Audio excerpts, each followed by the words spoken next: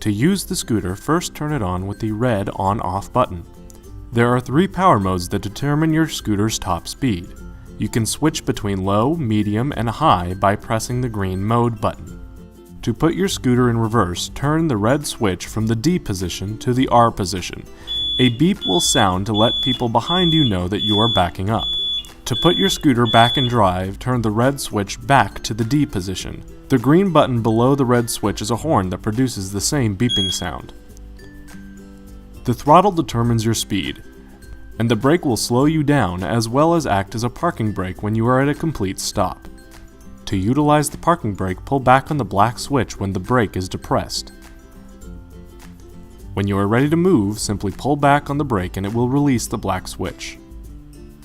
The light has 3 modes: a fast flashing mode, a slow flashing mode, and a constant beam. Simply press the button on the top of the light to cycle through each function of the light.